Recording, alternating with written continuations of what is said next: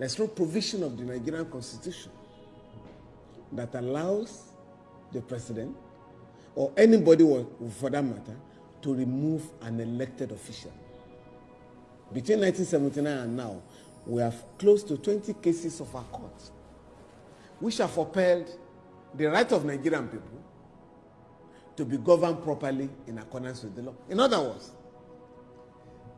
the law is saying that it is illegal on the part of state governors to remove elected chairmen and councillors and replace them with caretaker committees. Under the Constitution, you can only remove a governor by impeachment, by resignation, or on account of ill health. In the case of a legislator, you can only remove him or her by the process of recall.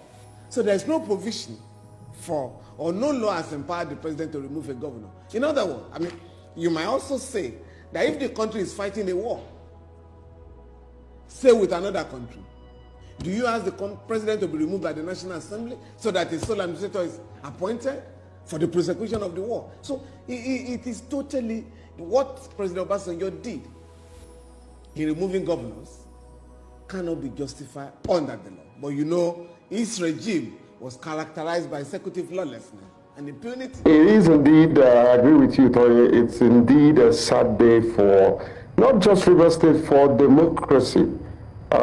It's also a very issue that calls for concern and questions the integrity of the interpretation of the constitutional provision which the president mentioned.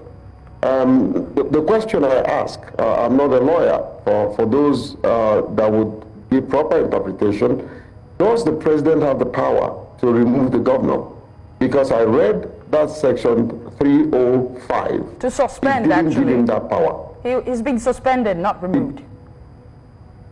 Well, even suspension, because first, I think what the president has the constitutional power to do was to first proclaim and then wait for the National Assembly to give approval before a formal state of emergency is implemented. That's my own understanding, you know. And so my question is, did the National Assembly deliberate over this and give the president the approval, or it was Minister Wike who gave the approval? You know, this is very sad. This is very, very sad for the Rivers people that are known to be civilized.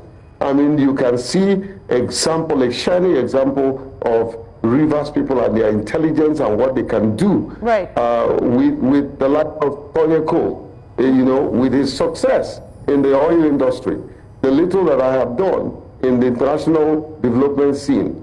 This is sad and very unlike Rivers people. And I'm beginning to question if Wike is truly a Rivers person, you know, because why would you inflict such a damaging, consequential outcome on your own people? So he's now happy. I think he should resign.